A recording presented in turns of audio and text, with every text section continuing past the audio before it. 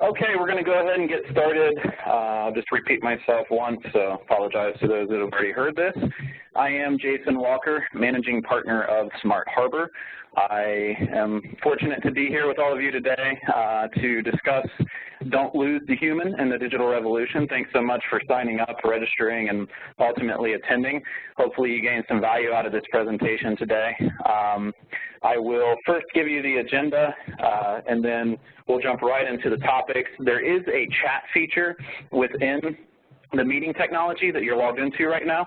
And so if you have specific questions or comments, please just start filling out the chat feature. I'll go through the presentation, and then I'll answer questions and comment on comments following the presentation. This should be under an hour, and that way we have plenty of time for conversation. If you have called in and you have selected to take yourself off of mute, please just go ahead and mute the phone. That way we have no background noise as we walk through the presentation. So thank you very much again for attending. Again, we are Smart Harbor. We have a pretty simple value proposition. It is to empower agents on growth and retention, and we're leveraging both marketing technology and human counsel in order to do so. We have about 1,100, almost 1,200 customers today, 1,200 agencies across the country, and we have worked with both independent agencies as well as a select group of exclusive agencies, again, across the country. And so we're driving growth and retention on their behalf, and we focus on everything digital. And so today, we're going to look at 3 specific categories and then, again, follow up with questions and comments. The first piece is we're going to explore the digital landscape, just talk a lot about what people are deeming disruption or INSURTECH, and even some of the changes that we've seen within carriers as well as the agency channel, and just to be able to have a good definition or context around what the digital landscape looks like today. Then we'll go into defining some consumer expectations. So consumers are driving a lot of the technology that's being developed both by INSURTECHs, by companies, carriers, et cetera, in order to be able to create a seamless customer experience. And then we will dive right into evolving agency operations. And we're going to do it a little bit differently this time. We put together a use case where we're showing the interactions between an insurance agent and a potential customer in the ways that digital marketing plus human counsel kind of merge or blur the lines in order to drive a good customer experience. And within that use case, there will be plenty of recommendations that we'll offer that kind of set the tone for, certain marketing tactics that you can adopt within your agency, honestly, without hiring anyone. In order to make you a much more efficient digital program. But at the end of the day, we know that customers still prefer that human counsel, that interaction that you as agents provide. All right, so let's explore the digital landscape. A couple things I wanted to point out. The insurance industry and digital disruption, we know that about $1 trillion was produced in net written premium in a 12-month time span. And in that production, we are watching a couple of players evolve and pop up that weren't always the case in this industry. And so the first one that I want to point out is INSURTECHs, and I'm pretty sure that most of you are tired of hearing about it, and as am I, although what is nice is the fact that with INSURTECHs that are always popping up, it's a learning opportunity for companies like ours and you as agents that are figuring out better, more efficient ways to drive that customer experience while making sure that the agent, the producer, the CSR is able to continue to provide value at more of an advisory role. So the INSURTECHs are here. They are trying to create things that create a more efficient process, and they are receiving billions of dollars in investments to create that experience. In addition, we're watching carriers start to make investments in innovation labs. We're watching them pop up all across the country, and what they're usually doing is they're either creating technologies in-house or they are partnering with private equity and venture capital in order to make investments in the INSURTECHs in order to solve some of the consumer challenges that we as individuals buying insurance face today. And that is sometimes without the agent in tow, but a lot of the times you're still the ones, obviously, that are producing and providing the value through a customer service level. And then we have the agents themselves, and we've defined it as agents being at the intersection of consumers' risk and wealth management decisions. And we'll go through some data that demonstrates that customers still want that interaction, they want that conversation, and they want to be able to provide protections for their families, their businesses, and they have complex situations that artificial intelligence, for as cool as it sounds, cannot accommodate. And that's where the agent is continuing to provide value, will always provide value, but for us, we're just saying where can we potentially steal from some of this InsurTech that's blowing up to be able to create a seamless experience on behalf of the agent for their customers. So InsurTech, as defined by Investopedia, refers to the use of technology innovations designed to squeeze out savings and efficiency from the current insurance industry model. InsurTech is a portmanteau of insurance and technology that was inspired by the term fintech. So this really raises the critical question that I wanted to make sure that I was able to resolve and solve very quickly, and that is, what is a portmanteau? Sometimes I get laughs, sometimes I just get quizzical looks. I was an English major in undergrad, just to share that really quickly, so I'm always interested in the way that sentences and words formulate. Portmanteau is, if you think about motor and hotel combined to become motel, well, the same thing's happening in the insurance space with technology and financial services, fintech, and InsurTech. So that was my lame way to try to get a joke in there. So now moving on, if you look at 2017, InsurTech financing hit approximately $2.2 billion. And this investment, as you're looking at this chart and the growth, the quick and rapid growth, you see in the circles or the bubbles the amount of investments being made. And so this is interesting because in 2017, you're looking at approximately 203 businesses that benefited from some type of financing, whether it's venture capital or private equity dollars, that are coming into those businesses to help build them out. And, you know, there are the usual suspects when you think of the companies like Insuron, Lemonade, the groups that we'll talk about in a minute. So what we do know is that with 203 deals, there are thousands of InsurTechs that are competing for that financing, which means that there are only a few that are currently providing value that are worthy enough to continue to go down a path to see if it works.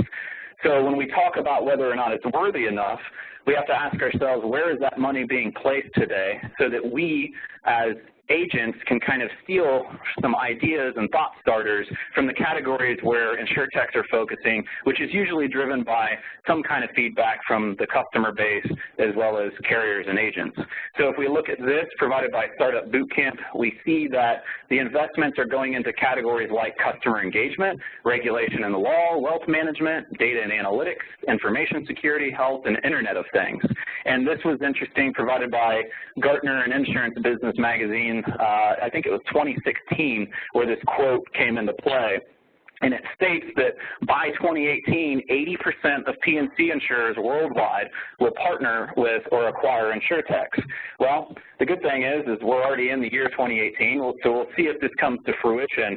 But it's an interesting and staggering metric to think that of all of these groups that are out there playing in the insurance space today, and I'm showing you those now, so the sampling of InsurTechs, there are over 1,000, that carriers will be participating in the financing or the partnerships with approximately 80% of them.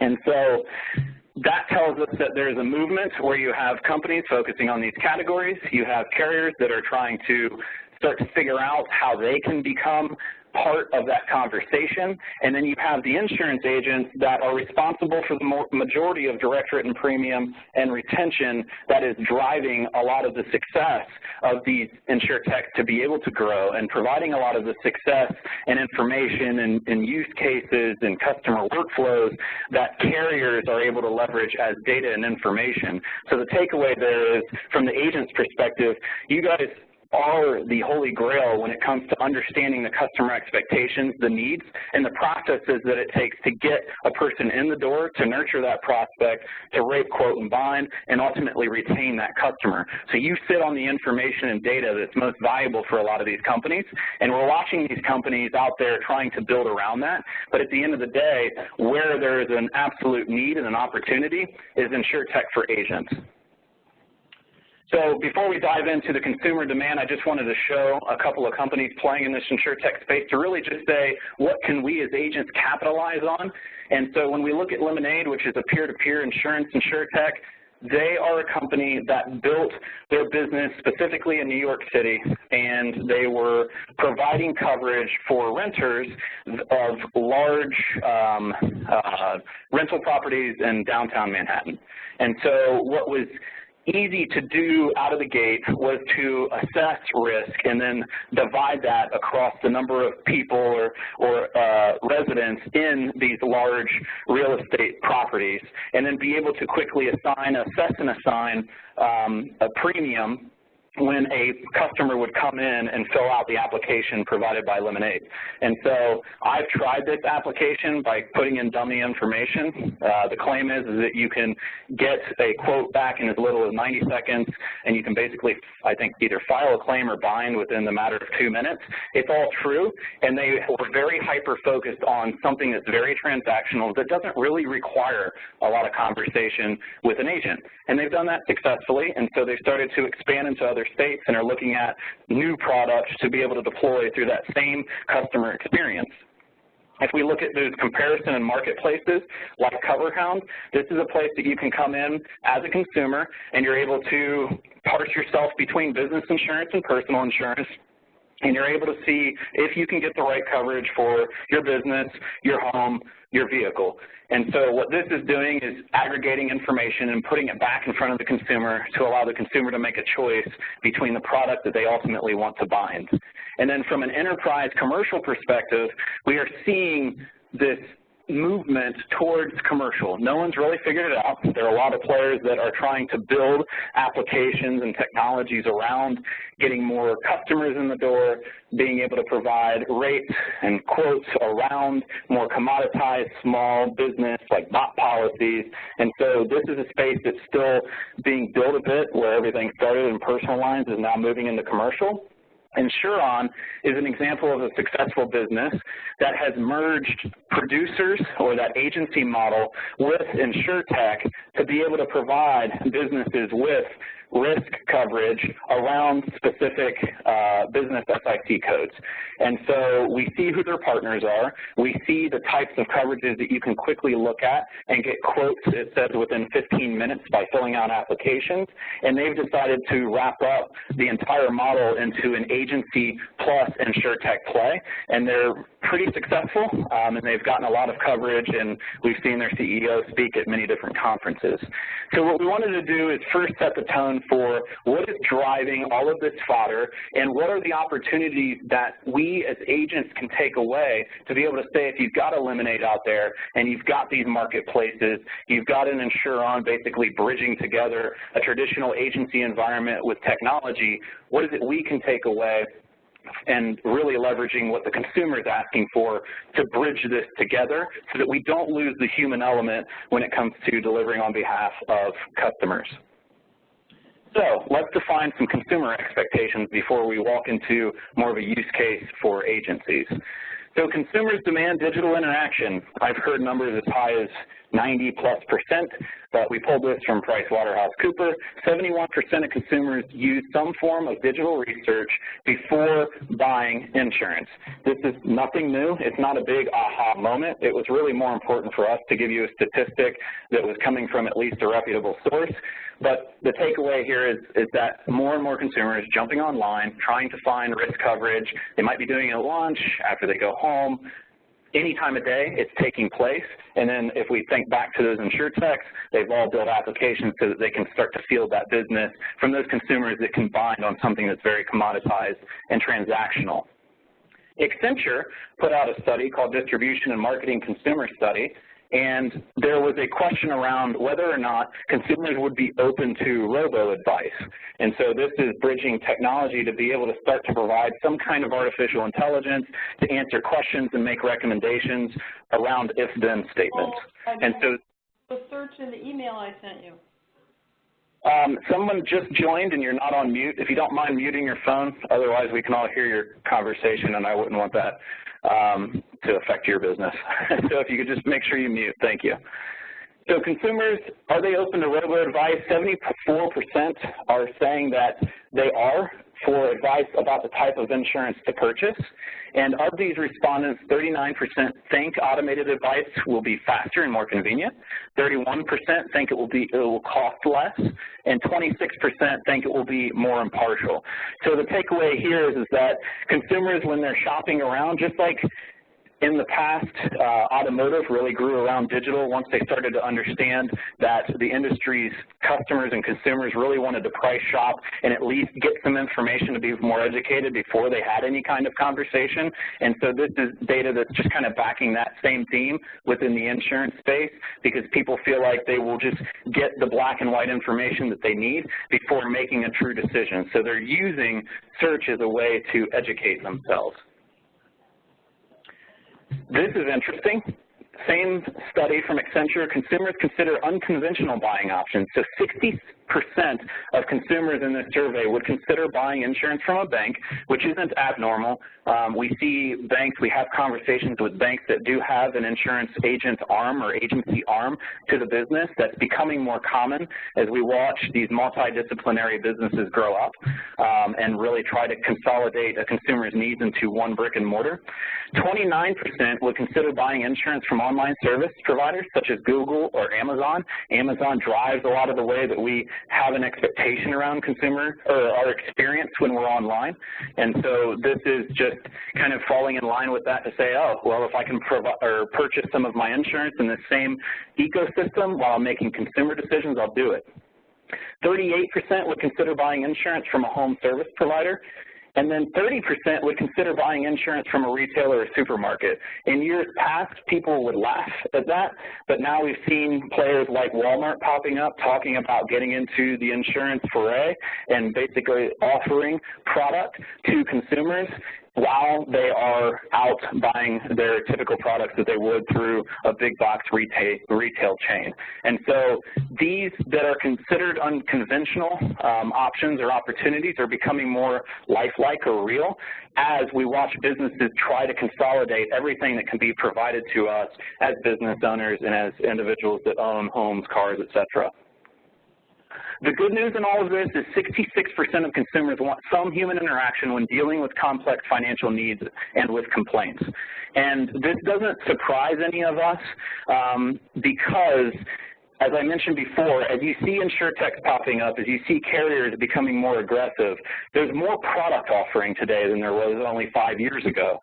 There are more discussions where consumers trying to figure out what they need to truly protect in their lives as they continue to buy, purchase, conventionally and unconventionally, and as they continue to build businesses around new industries that are popping up as a result of all of the technology disruption that exists across all industries.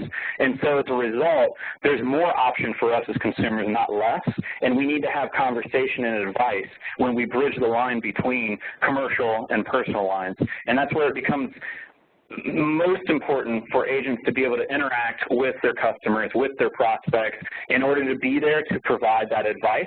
And this particular piece is coming from the Insurance Journal. It was robo insurance agents, bring them on, digitally, say consumers. And so that brings us to this metric around consumers and the way that they're researching and how even when we try to categorize or segment customers, they all tend to say or agree that agents are important to the process and will continue to be important to the process, and who cares what kind of article is out there and published, I need the advice that emotional intelligence provides, not artificial intelligence. And so in that same Accenture study, we see segmentation between nomads, hunters, and quality seekers. Nomads are those that kind of just roam around and are buying based on impulse. Hunters are those that have something specific in mind, and then quality seekers want to be able to bridge whatever it is that they're acquiring with that human touch.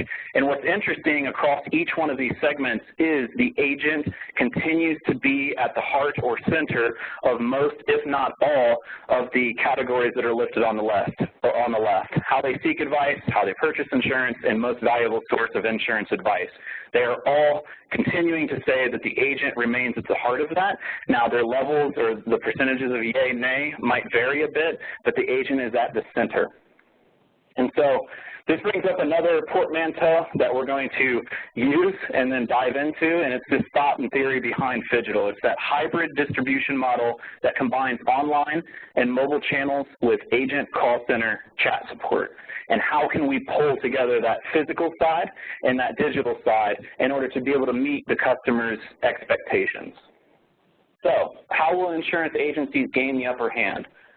Let's talk about evolving the agency operations and put PHYGITAL into action. So we have put together a visual for you that is creating a use case where it's not just your simple transaction. We know that exists, that'll continue to exist. Someone just needs an auto policy, someone needs home, someone needs BOP. But we are looking at how our customers are evolving and how they are interacting with technology plus agencies in order to get something that's much more defined and something that requires advice. And then we're asking ourselves, where can we make sure that agents have the digital piece that's interacting with that customer and creates a conversation with or without the agent to maybe start or end, but where should the agent be making sure that they are part of that process, leveraging technology, all of the above. And so if we look at this use case, we've basically put together Jane and Agent Smith. And so this agribusiness proprietor, Jane, picks up her tablet at lunch and goes online to seek business auto policy options for her fleet of farm vehicles. And so the first thing that she's doing is basically thinking, I need some kind of coverage, I need it for my business, and I'm going to go out online and start to seek a provider. And so this is where you as agents, and most of you already have, we talk to you on a daily basis about this, is building pages specific to search. And that's nothing new. But when we know that people are starting their search online, it's kind of that first quick, get your feet wet, jump in. And so what we've noticed within our business is when we're developing out content on behalf of agencies that's specific to a product or even a niche industry if you have them, and then optimize around that for the search engines, et cetera, now you're starting to create a conversation with that consumer. Obviously, it's not a semantic conversation at this point, but they're able to quickly start to find you. And so our theory is with this, you've got Jane, she's out shopping, and she's put this information into Google, and she wants to see what's returned.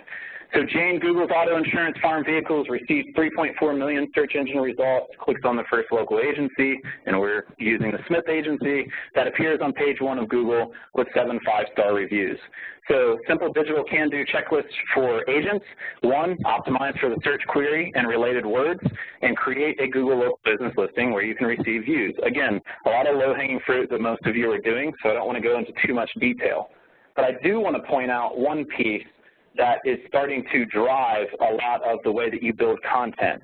You might all today have Alexa or some of these Google devices or even Apple devices that sit in your home that you're talking to, your children are talking to, and it's fun. It's a quick way to do some consumer research. It's a quick way to buy certain items online, but you're having conversation with devices and you're expecting them to return results.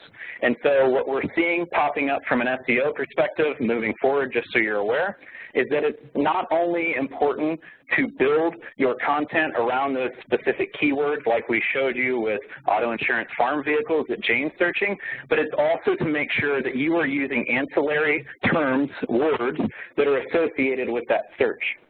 Because what search engines are doing more and more, just so you know, is they are trying to have a conversation with you, and now there are devices created to have conversations with you. So they're relying on companies to build content in such a way that the search engine understands the intent of the consumer so that the consumer can truly have a real conversation and get results. So that's impacting the way that website companies, SEO companies, content writers, when you have to build content and when you have to tag sites, you want to make sure that there is the intent of what that searcher is looking for, not just the specific keyword items. Now, we get to the point where Jane is presented with a chat tool asking if she would like some help, and she clicks on the chat feature. And from his mobile phone, Agent Smith is triggered to respond to the inbound chat message as he leaves the last commercial appointment of the day. And so what's taking place here, what the takeaways are for you, is one, there are many chat features available. There are free chat tools available. One that we can think of very quickly is called Chatra, C-H-A-T-R-A. They have free versions of their tool, and then they have paid if you really need to get more complex with the features or however many individuals you want using it. But the point here is that if you go to any consumer experience online today, you usually get hit with at least a softball question or a prompt to say, do you want additional help? What is it you're looking for? I can help you. And you can quickly X out of it. So make sure that you have one of these tools. It isn't a big integration process. It's actually pretty simple to add a chat tool. And you also want to make sure that you can turn it on and off as the agent, because if you're busy, there's no reason for you to have it up, because then you'll create a bad experience. But go out there, find some of these chat tools, add them to your website, very easy, low-hanging fruit, in order to now be more, quote-unquote, INSURTECH ready, because you're adding technology in order to enable a conversation before you even say hello. And then the other piece that's important, especially for Agent Smith in this, is make sure your mobile phone receives alerts. So you are running lead programs today. You probably are used to getting emails that say these people have come through your system. You might get text alerts that notify you as well. Our recommendation is, when you're looking at these different chat features, just make sure that you have the ability to have alerts coming through on your mobile phone, because we know that you're not sitting in your office and you're sitting there waiting for somebody to interact with you. You're out working, as Agent Smith is, fulfilling his last commercial appointment of the day, when this is now triggering his phone and coming through. But again, he hasn't done anything up to this point except for be on the receiving end when this individual is coming through the process. So now we go on to Agent Smith discovering that Jane is running her business on the same farm that serves as a residence and uses every day. Personal vehicles, aside from the traditional farming vehicles, to run business errands, blurring lines between policy types. Agent Smith recommends the hyperlink to the agency's online personal lines, auto, and home rater while he begins preparing a commercial BAT quote. What we're saying here is that from a simple digital can-do checklist, integrate with a rater, even if it frames in, so that on anything that's commoditized, like home and auto, you have a tool that sits on your website, and framing in literally means that you create a window so that a website can sit behind it that would be the rater, and then that customer is able to start filling in information to quickly get a quote. And while she's doing that, you have Agent Smith that, because he's working transactionally through technology, and he started with you through a chat because he was alerted, will now be jumping into his web form, as many of you already have, to start filling out information around policy types that may not have a rater out there today. And in this case, we're talking about a business auto policy.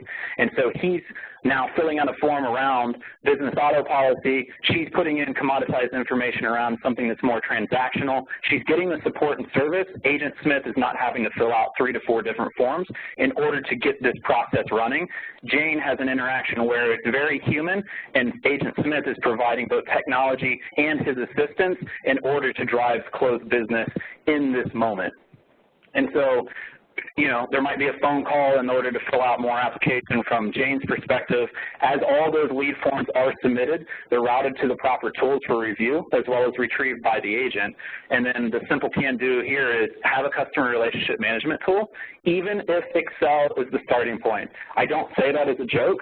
I say that because we talk to many agencies that are leveraging Excel today in order to be able to capture information, manage their customers, and it's better to have something than nothing.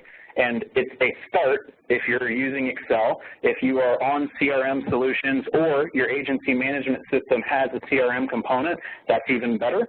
But the point is that if you're having all of these forms pull in, make sure that they can be routed properly and the information can pass so that you have a complete record of that customer. But what you should notice here is that, again, technology is assisting Agent Smith along the way, but Agent Smith has to interact with Jane because there is not one INSURTECH application today that can handle the complexity of what Jane presented. She came in seeming like a monoline opportunity, and she's coming out of this process as a multi-line opportunity because no one's life is that simple. We have that commoditized transactional stuff that occurs on a daily basis, but agents are dealing with customers that have complex financial risk management issues, challenges, concerns, and it's usually coming in the form of I need to acquire something or I need to file a claim. And so as long as you're like Agent Smith and you start putting some of these really simple pieces in place, now you're acting with technology enablement as well as providing the human counsel when you need to, which should give you a more efficient process. And at the end, after gaining a multi-line customer, Jane receives an automated message thanking her for joining the Smith Agency family. In 60 days, Jane will also receive an automated email regarding life insurance opportunities based on her reported assets and dependents when she was filling out those forms. And on the simple digital can-do checklist, have a marketing automation system that emails consistently, even if you start with something like MailChimp. I'm not prescribing MailChimp. I'm just saying it because they have free versions of that tool. It's a good email marketing tool. It doesn't come with all the bells and whistles of marketing automation to start, but the point is, just like Excel, if you have something that's free to start, that you can start to push out messages to your customer base, that then interacts with the customer without you having to make a phone call, pass paper, and it continues to drip on them depending on the way that you've set it up. And if you're driving more technology and sophistication in your agency because you're a larger agency, then you probably have marketing automation tied in with your agency management system. You realize the power of this. But what you're doing and what probably you take for granted or might take for granted is you're having a conversation with that customer, and it's all based in technology while you are out able to produce and support customers that require some more hand-holding. And with this infrastructure, and if you promote it to your customer base and you say, you know what, I'm in a very populated location within the United States and I'm competing against all of these other agencies, this is actually a value add if you promote that your agency has tech enablement in order to help drive transactions to provide you with more time to provide advice to your customers. That goes a long way in this world where you see that your customers still continue to value, and will always value that human interaction and that advice that you're providing. And so what we wanted to do is just build kind of that PHYGITAL journey. I'm not even sure I'm sold on the word or really like it that much. Again, it's the mix of physical plus digital. But the point is that we're trying to look at this at a very macro level and say to ourselves, if we watch a customer or prospect come through at the beginning of a channel all the way to the end, where can we put very simple, very commoditized versions of technology in place so that that customer is getting touch points with and without the agent, and now that frees up the agent to be able to do the more, I think, defined tasks that require some thought. So the summary of recommendations, just to make sure that you've got them, because I know we went through several screens. One would be build dedicated website product pages, optimize for Google, etc. Ranking that speaks to her need in this case. Optimize for the search query and related words, again, because there are devices that are out there and technologies that we can talk to now that are out there searching as search engines and returning results. And we as consumers have an expectation that we're going to get results that mean something to us and answer our questions. So as people are building technology, you want to make sure that you have that consideration in place and ask those questions when people are talking to you. Do you optimize today? Build around the new devices and bleeding edge that we are using as consumers in order to get answers and research. Next, create a Google local business listing where you can receive reviews. I'm sure that's pounding in your head on a daily basis. Add a free chat tool to your website that you can turn on and off. Make sure your mobile phone receives lead messaging alerts. You're probably doing it now for other assets that you have launched. Just make sure that you're able to do that from if someone's reaching out via chat, you can have that conversation immediately. Integrate with a rater, even if it frames in. Again, framing in is literally putting one website behind the front-facing website, your website. And that's a simple way to quickly get that tool to operate within the same experience, and the customer is not the wiser, but it's a way for you to do it at a cost-efficient approach. Have a customer relationship management tool, even if Excel is the starting point. It doesn't matter where you start or where you're at as an agency. You just need to make sure that that content, that information is captured, and there's a way for you to upload that information so it gets to the next step so that you have a seamless operation from a digital plus human counsel perspective. And then finally, have a marketing automation system that emails consistently, even if you start with MailChimp.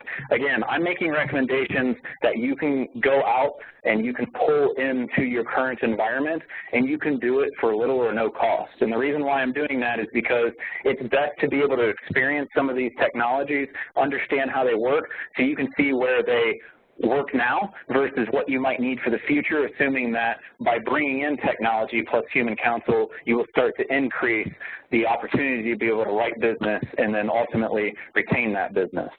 And so those are really the summary of recommendations. Wanted to be able to provide you with that experience where at the end of the day, we can't lose that human touch. There's too much going on in our industry that's disrupting the conversation, or I think creating nice shiny objects up in the sky. But we know that when working with customers, when working with prospects, that they require that advice, but they're seeking a way to be able to interact with you the same way they might interact with Amazon.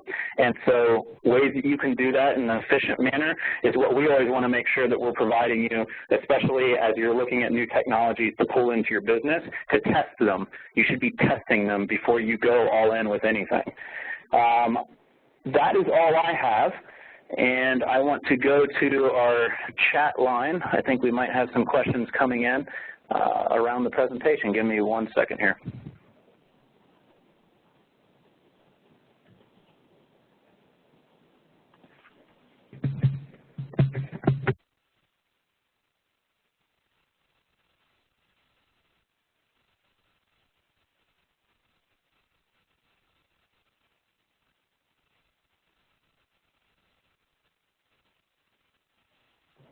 All right.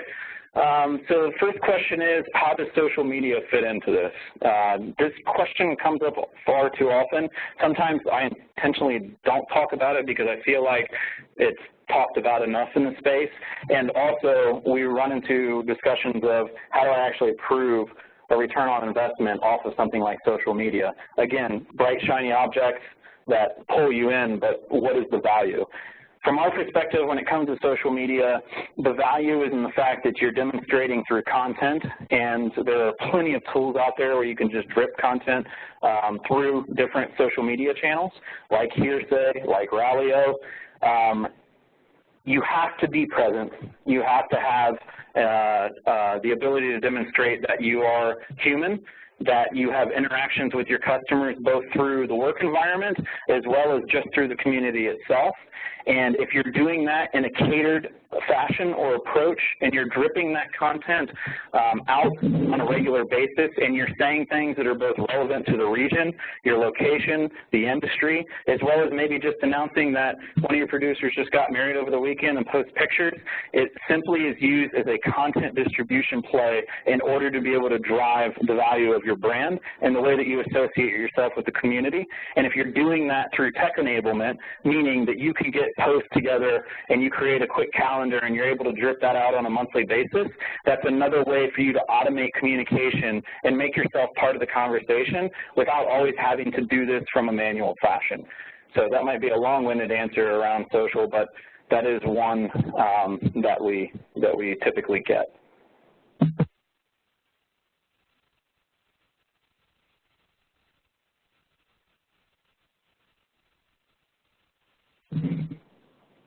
So a question also came in on, of all the things we went over, what is the one thing that I can implement now without dedicating an absolute ton of time? thanks, and that's Callan. He leads our adoption group with agencies, and he's been monitoring the chat, so thanks, Callan. So one thing that you can implement now is actually one of these particular features, so I'll just back up. Give me 1 second. So any one of these features you could implement now at no cost. So if we think about the fact that you might have a website currently, I would say make sure that if you have something that's niche to you or that's foundational to you as a business that makes you unique, go out and put a page together around it, make sure it's optimized, and push it, and you'll see within roughly 60 to 90 days the result of that. You also want to make sure that there's demand for that product that you believe is niche, because otherwise you won't have any customers coming through.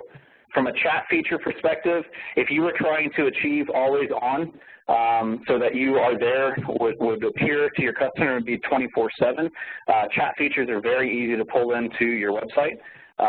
Because it's a tool that really just complements the fact that you have forms, but forms become lazy because someone comes in, fills it out, submits it, and then they might ultimately turn around and go to one of your competitors or go to a carrier that can quickly work with that customer because they might have a direct unit.